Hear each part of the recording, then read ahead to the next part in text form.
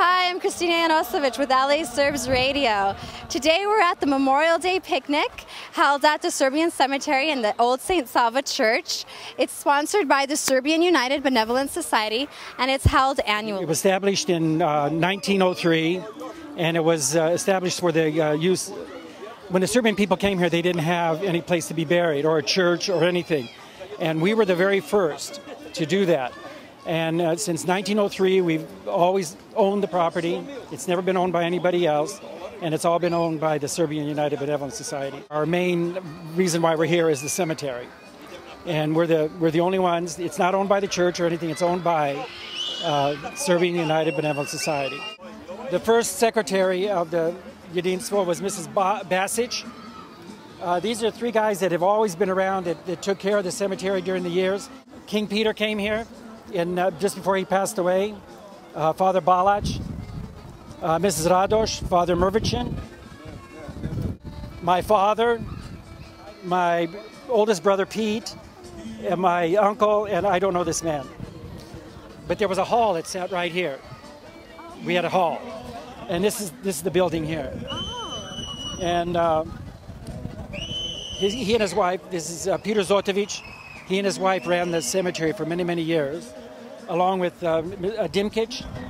But it's just all the members that have been through, over the years. What are the requirements to join? You have to be Serbian and Orthodox, but your spouse doesn't have to be.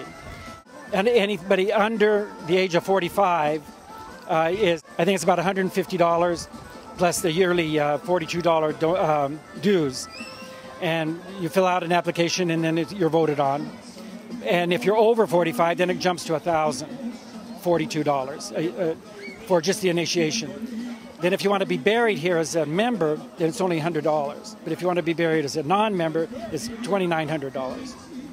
Well, the American Legion was formed after the First World War to commemorate the sacrifice of the veterans from the First World War, and of which the Serbians and the Serbian American fighters were an important element of. This particular post was created after the Second World War in the memory of Draza Mihailovic, which was a Serbian patriot that was a loyalist during the Second World War, and in turn who received an award from President Truman for his services to the Allies.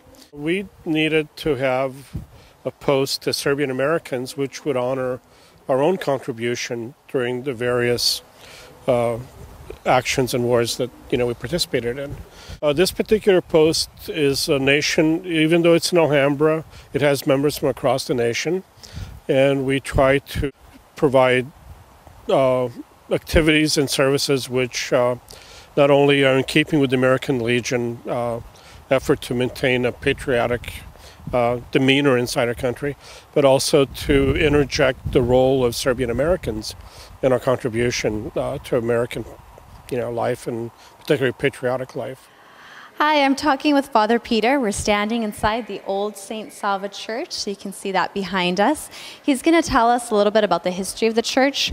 When was it established, Father Peter? The church was established in 1909 and was built and consecrated in 1910. This year in October we will be celebrating centennial, 100 years history of this little old, as we call, Old St. Sava Church, or St. Sava Church of Los Angeles, and some people call Cemetery Church, since next to this church is also a cemetery. The St. Sava Church is considered like being a mother church to our other parishes and churches in Los Angeles and counties, and also St. Sava Church is first built Orthodox church. This means before any other Orthodox churches in South California. I am really honored to serve St. Sava Church, and I have been serving St. Sava Church since 1980.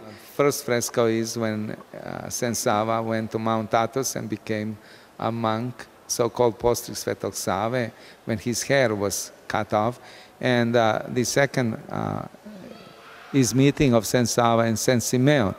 Stevan Nemanja a father and son, they met in Mount Athos, and it's a beautiful fresco. The next fresco is when Saint Sava was appointed to become Archbishop of Serbian lands from the Patriarch of Constantinople at that time. And then the next one is Saint Sava and Saint Simeon, again, father and son. This iconostas that goes back to the original church when the church was built in 1910.